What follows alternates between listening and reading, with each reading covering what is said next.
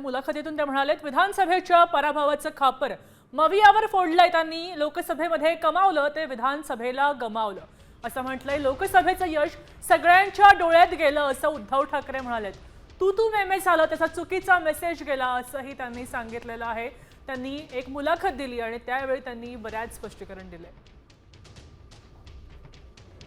सरकारच्या प्रचारानं जे तुम्ही लोकसभेला गमावलं ते विधानसभेला गमावलं. फक्त 6 महिन्यामध्ये हे कसं घडलं हे तुम्ही बघा. याच्यामध्ये सांगतो, सगळ्या गोष्टीवरती आपण आपले हात वर करण्यात काही अर्थ नाहीये. काही गोष्टी जबाबदाऱ्या आहेत, स्वीकारल्या पाहिजे. ईव्हीएमचा घोटाळा ह्याच्यावरती खूप मोठी चर्चा सुरू आहे. मतदार यादींबद्दल त्याच्याबद्दल चर्चा सुरू आहेत. बोगस मतदार त्याच्याबद्दल चर्चा सुरू आहे. मतदार कसे वाढले हे आता लोकांसमोर आलेले आहे.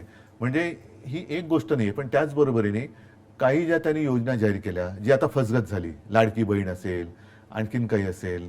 महत्वाचा मुद्दा काय की निवडणूक जेवढी मोठी असते त्यावेळेला वाद हे थोडे मी म्हणेन कमी असते. निवडणूक छोटी होत जाते. छोटी आता isakal.com आहे देशातील नंबर 1 ची मराठी न्यूज वेबसाईट.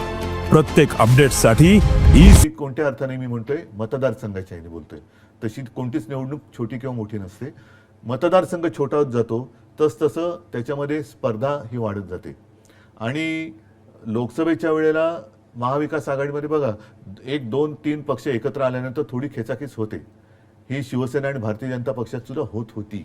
आता महाविकास आघाडीमध्ये आम्ही महाविकास आघाडी म्हणून पहिल्या प्रथम निवडणूक लढलो ती लोकसभा.